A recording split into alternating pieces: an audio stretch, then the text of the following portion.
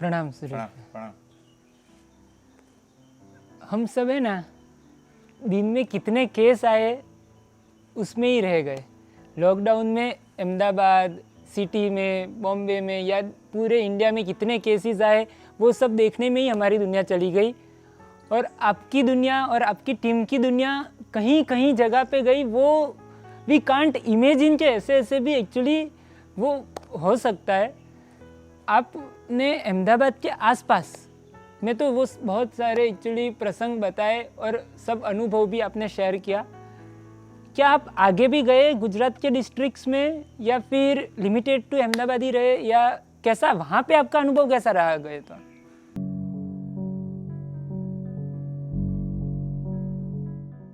अहमदाबाद के आजू बाजू एरिया में जाना वो भी रिस्क था, हाँ, क्योंकि इतने सारे केस खुद अहमदाबाद में थे। लेकिन एक सोच थी और प्रभु की कृपा थी कि इच्छा थी कि हम थोड़ा आगे बढ़े, कि नहीं, एक सिर्फ अहमदाबाद नहीं, जहाँ ज़रूरत है वहाँ पहुँचे। तो वो सोच के कारण हमने अपनी जर्नी को आगे बढ़ाया। और जैन अलर्ट ग्रुप के हमारे पलक भाई, वो उनसे बातचीत हुई तो उन्होंने बताया, उनसे भी मैंने बताया कि ऐसा कोई, उनके ध्यान में बहुत सारी जगह है। मैंने उनसे पूछा कि ऐसे कोई ज़िले जहाँ आप नहीं पहुँचे हो अभी तक और वहाँ भक्ति की खास ज़रूरत है, तो हमें बताइए, हम वहाँ जाकर पूरा करेंगे। तो उस तरह से 2 ज़िले हमको मिले। एक हिम्मतनगर ज़िला, जिसको ईडर, हिम्मतनगर और ये सब एरिया आते हैं, वो ज़िला था, और एक खेड़ा ज़िला था। तो 2 ज़िलों का हमारी जर्नी शुरू हुई। तो सबसे पहले हमने ये हिम्मतनगर के आसपास ईडर, ये सब जगह पर हमारी जर्नी शुरू हुई। पूरी जर्नी सिर्फ ये साबरकाठा ज़िला, जो इसको हिम्मतनगर ज़िला भी बोलते हैं, सिर्फ साबरकाठा के ज़िले की जर्नी के दौरान की घटना नहीं, पूरे साधर्मिक भक्ति की आज तक की सब जितनी घटना है, उसमें सबसे घटना जो कोई स्पर्श करके गई, या मैं बोलूँगा कि वो घटना, अगर एक ही चॉइस करनी हो तो मैं जो मैं कह रहा हूँ वो घटना को मैं चॉइस करूँगा, जिसने हृदय को बहुत भिंजाया।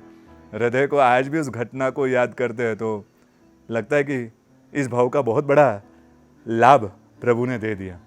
हम साबरकाठा के एक छोटे से गांव में गए थे, एक ही घर अपने जैन का। आप सोचिए, एक घर अगर अपना परिवार का कोई जैन का घर एक गांव में रहता है, एक घर को भी अगर हम वहाँ संभाल कर उनकी भक्ति करके रखते हैं, तो वो एक घर के कारण संघ तत्व उस गांव में जीवित रहता है। एक संघ जीवंत रहा, खत्म नहीं हुआ। वहाँ का मंदिर वो जीवंत रहता है। नहीं तो मंदिर की अवस्था भी बिगड़ जाती है अगर कोई घर ही नहीं है। तो वो एक ही घर हम गए, हम अंदर गए, इतने आवकार के साथ हमको बैठाया, ज़बरदस्ती नींबू पानी किया। मैं थोड़ा घर को, मेरी आदत हो, मैं थोड़ा नज़र दौड़ाता हूँ कि घर की परिस्थिति क्या है। तो देखा तो बहुत छोटा सा घर, लेकिन सब गुरु भगवान के फोटोज सब लगे हुए हैं चारों तरफ, यानी कि घर, धार्मिक घर। ये पूरा एरिया, उस घर का जो एटमॉस्फेयर था, जो घर के फोटोज थे गुरु भगवान से, उनसे लग गया कि इस तरह का घर। बैठाया, अपने पति को बुलाने के लिए भेजा उन्होंने। उनके पति की परचूरन की छोटी सी दुकान, परचूरन यानी कि छोटी गोली, बिस्किट्स जैसे चीज़ें, जो किराना की छोटी छोटी दुकान जैसे ना, छोटी सी बाकरा जैसा होता है ना, वैसा दुकान, उसको बुलाने के लिए भेजा। कोई साधर्मिक आया अपने घर पर, ऐसा करके उनके पत्नी ने उनको भेजा। माँ, पत्नी और उनके बच्चों की छोटी सी दुनिया उनके। बैठाया हमको, फिर मैंने पूछा कि बहन कैसे चलता है? मतलब देवगुरु की बहुत विशेष कृपा। मुझे थोड़ा सोच में था कि इसमें विहार में बहुत सारे घर आते हैं, ये विहार का एरिया है, तो बहुत सारे महात्मा गांव से गुजरते होंगे। तो मैंने सहज ऐसे प्रश्न का पूछा, उनसे प्रश्न पूछा, बहन महात्मा पधारते हैं? बोलते हाँ पधारते हैं महात्मा। तो कितने महात्मा साल भर के दरमियान आते हैं? कितने महात्मा का लाभ मिलता है? सुरेश भाई, 300 महात्मा का लाभ हमें मिलता है। वो एक ही घर 300 महात्मा को संभालता है। उनकी गोचरी पानी की व्यवस्था, उनके रहने की व्यवस्था, और तो और खुद का व्हीकल भी नहीं है, तो साइकिल में उनका सामान, वो पोटला, वो अगले स्टेशन तक पहुंचाना, उनका विहार के दरमियान साथ देना, ये सब वो एक परिवार करता है। 300 महात्माओं का सार संभाल वो परिवार करता है। हम तो ये सुनते ही बोला आप क्या बोल रहे हो, 300 महात्मा का? बोलता हाँ, हर साल 300 महात्मा का लाभ हमको मिलता है। आप सोचिए एक परिवार उस गांव में है तो 300 महात्मा का विहार उस गांव में सुरक्षित है। वो मैंने पूछा आपको लगा नहीं कि गांव छोड़कर चले जाए? वो तो छोड़ने की इच्छा या सोच भी आती है, लेकिन इतना महात्मा का लाभ छूट जाएगा इसलिए छोड़ने की इच्छा नहीं होते। तब तक उनके पति भी आ गए थे और उनको बातचीत में क्या कैसे वो इतने प्रसन्न है, इतने प्रसन्न है। फिर हमको लगा कि ऐसे परिवार की तो विशेष भक्ति करनी चाहिए, तो हमने बहुत अच्छा सा अमाउंट लेकर कवर में डालकर उनको हाथ में देने की कोशिश की। लेने के लिए तैयार नहीं बोलते सुरेश भाई, नहीं, जरूरत नहीं, भगवान की कृपा से चल जाता है। मतलब मन में सोच रहा एक छोटे से परचूरन की दुकान से 300 महात्मा की भक्ति का वो कैसा साम्राज्य खड़ा करते होंगे, वो किस तरह से अपनी अमानत रखी होगी, अपनी जायदाद को किस तरह से पूरा कर रहे होंगे, वो सब मालूम नहीं कौन सी दुनिया बना के कर रहे थे। तो एक सोच था, तो मैंने कहा कि नहीं आपको लेना पड़ेगा। बोलते लेना ही नहीं हमको। 15 मिनट लगे हमको, रोना धोना हुआ, मारपीट बाकी थी, बाकी सब कुछ हो गया था हमारी। और मैंने लास्ट में रोते रोते एक ही उनको एक ही कहा, आप हमको सौभाग्य से क्यों वंचित करते हो? हमारा सौभाग्य है वो विजय सेठ और विजया सेठानी की भक्ति।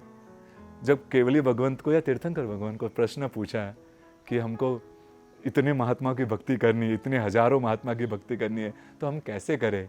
तो केवली भगवंत ने बताया एक काम करो ना, आप विजय सेठ विजया सेठानी की भक्ति करो तो इतने महात्मा को लाभ मिल जाएगा। उन्होंने वैसा किया। हमको भी ऐसा एहसास हो रहा था, हम एक जनों की भक्ति करके, एक परिवार की भक्ति करके 300 महात्मा की भक्ति का लाभ हमें मिल रहा था। मैंने उनको कहा हम आपकी भक्ति नहीं कर रहे हैं, आपके माध्यम से हमको 300 महात्मा का लाभ मिल रहा है। उनके आंखों में आंसू, हमारी आंखों में आंसू, जो साथ में थे उनके आंखों में आंसू। हमको बाहर तक छोड़ने आए, मंदिर के दर्शन करवाए और कार में बैठे तब तक उनकी आंखें हमको देख रही थी आंसुओं के साथ, और हमारी आंखें। इतना आनंद हुआ। 35 किलोमीटर अंदर जाना पड़ा था उस गांव के लिए। एक बात सहज सोच आई थी, हाँ, एक घर के लिए 35 किलोमीटर। एक काम करते ना, शायद हम अकाउंट नंबर लेकर डाल देते हैं तो भी पॉसिबल हो जाता है। 350 किलोमीटर होता ना तो भी जाते तो आनंद होता। ऐसा अनुभव की दुनिया बनी। हमने ज़्यादातर छोटे छोटे गाँव को भी नहीं छोड़ने की कोशिश की, जहाँ एक घर है, जहाँ 2 घर है, लेकिन वो 1-2 घर की अगर हम पहुँचेंगे तो एक कम्युनिकेशन शासन का साथ उनका जिंदा रहेगा। उनके पास पहुँचेंगे तो उनका वो उस गांव में स्थिर रहेंगे, और वो स्थिर हुए तो शासन स्थिर रहेगा उस गांव में, मंदिर अपना स्थिर हो जाएगा। तो हमने ये भी कोशिश की कि इस दरमियान छोटे छोटे गांवों की भी भक्ति करने की कोशिश की। आप बोल रहे हो ना, आपकी आंख में वो फैमिली एक्चुअली मुझे दिख रही है। कैसा वो माहौल होगा। वो केवली तीर्थंकर भगवंत विजय सेठानी की बातें कर रहे हैं आप। सीरियसली अभी आज के पंचम आरम्भ काल में ऐसे भी परिवार होते हैं। आज के टाइम पीरियड में हम सब लोग टर्नओवर कोरोना के टाइम पीरियड पे डिक्रीज़ हुआ, प्रॉफिट मार्जिन कम हुआ, ये सब सेविंग्स चली गई। अभी क्या होगा फ्यूचर का, इवन रिसेशन की बातें चल रही है और ये सब थिंकिंग चल रही है। और ये पर्टिकुलरली फैमिली की आप बातें कर रहे हो कि वो महात्मा का लाभ उनको कम मिला इस बार। ऐसी चिंता में और ऐसे भावधारा में वो जी रहे प्रसन्नता के साथ। जयवंतु है जिन शासन। सीरियसली आपने प्रसन्नता की बात की, आपको रोककर बोल रहा, आपने प्रसन्नता की बात की कि ऐसे माहौल में, ऐसी परिस्थिति में वो प्रसन्न रहते हैं। हमने एक गांव गए थे, 8:30 बज चुके थे, हमको अहमदाबाद पहुंचना था, 1.5-2 घंटे बाकी थे।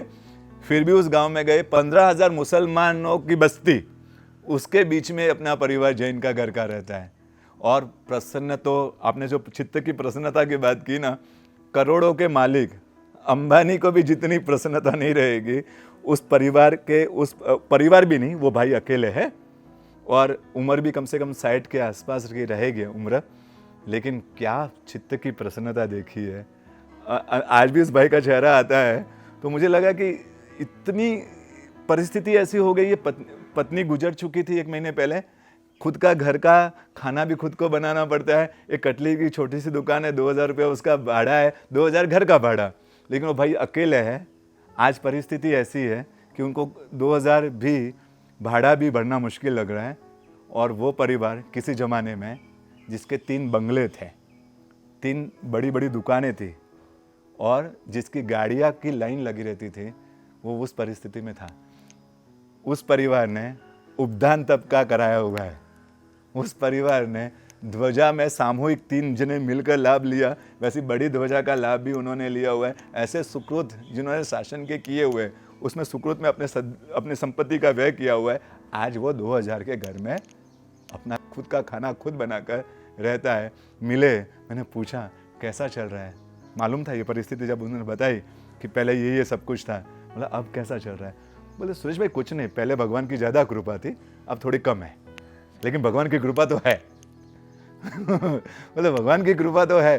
पहले मेरे भाई मुझे सलाम करते थे, मेरे छोटे भाई मुझे सलाम कर, आज मुझे सलाम करना पड़ता है। फ़र्क क्या हुआ? बोलते इसमें क्या हुआ? बस इतना सा फ़र्क पड़ा, सलाम की भूमिका बदल गई। बाकी तो सलाम वो करते थे, अब मैं करता हूँ। इतनी प्रसन्नता उनके चेहरे पर देखी मैंने, तब जाकर लगा कि ये चित्त प्रसन्न रे पूजन फल कही हो, पूजा अखंडित है।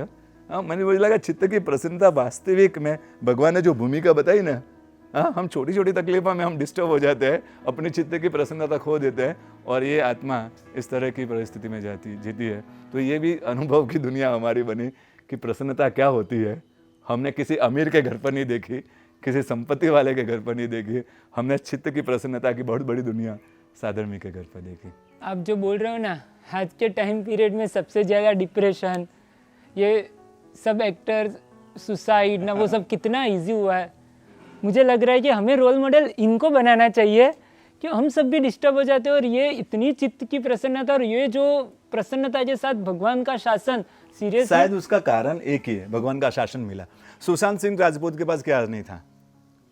पैसा था, हाँ, फ्रेम था, स्मार्ट था, चेहरा था, पीछे पागल की तरह पब्लिक भागने वाली थी।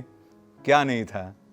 एक ही नहीं था, शासन नहीं मिला था उसको, प्रभु का शासन मिला होता तो प्रसन्नता की दुनिया। इस परिस्थिति से भी लड़ना है, हारना नहीं है, इस परिस्थिति से भी जीना है, हार के पीछे नहीं हटना है। वो दुनिया उसके सामने रहती। वो भगवान नहीं मिले इसलिए वो दुनिया नहीं मिले।